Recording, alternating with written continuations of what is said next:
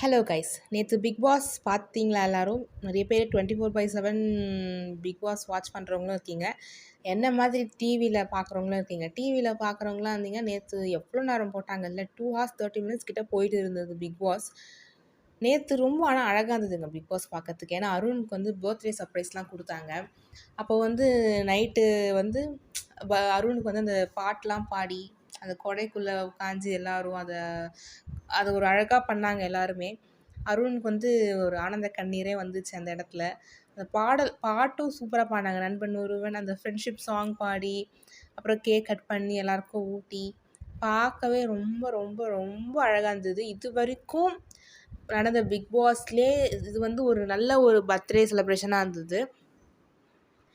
ஏன்னா எனக்கு தெரிஞ்சு இந்த மாதிரி யாரும் சர்ப்ரைஸ் பண்ணதில்லை பிக் பாஸில். எல்லோரும் கேக் கட் ரூமில் வந்து கேக் இருக்கும், அது வந்து கட் பண்ணுவாங்க, ஊட்டிப்பாங்க, அவ்வளோதான் நடந்திருக்கு எனக்கு தெரிஞ்சு. ஸோ நைட்டு 12 மணிக்கு வந்து ஒரு சர்ப்ரைஸாக பண்ணி இந்த வாட்டி பிக் பாஸில் வந்து அழகாக வந்து செலிப்ரேட் பண்ணாங்க. அந்த கொடைலாம் சுற்றி ரொம்ப அழகாக இருந்துச்சு பார்க்கறதுக்கு. அருண் அழுதது இன்னுமே அழகாக இருந்தது. அழகாக இருந்தது மீன்ஸ் அந்த மூமெண்ட்டில் அவர் அழுதது, எல்லோரும் சந்தோஷப்படுறது எல்லாமே ரொம்ப அழகாக இருந்தது. அதே மாதிரி அருண் வந்து லெட்டர் படிக்கிற சீன் வந்து ரொம்ப ஃபேமஸாக போயின்னு இருக்குது. லெட்டர் வந்து அவர் தனியாக போய் படித்து அவர் ப்ளஷ் ஆனது அதெல்லாம் ரொம்ப அழகாக இருந்துச்சு. இன்னொரு அழகான விஷயம் என்னென்னா, ஹவுஸ்மேட்ஸ் வந்து அதை ஒளிஞ்சிருந்து பார்த்து பாரு அவன் சிரிக்கிறான் பாரு, என்ன இருக்கும், அதெல்லாம் ரொம்ப அழகாக இருந்துச்சு பார்க்கறதுக்கு. அதுக்கப்புறம் விஜய் சேதுபதி சார் வந்து பாட்டு பண்ணார், ஹாப்பி பர்த்டே டு. அது ரொம்ப ரொம்ப க்யூட்டாக இருந்தது. அருணுக்கு வந்து அது ஒரு பெரிய ஒரு சர்ப்ரைஸ் தான். விஜய் சேதுபதி வந்து விஷ் பண்ணுவாருன்னு தெரியும், இந்த மாதிரி பாட்டு பாடி விஷ் பண்ணுவார், நம்ம யாரும் எதிர்பார்க்கல இல்லைங்களா.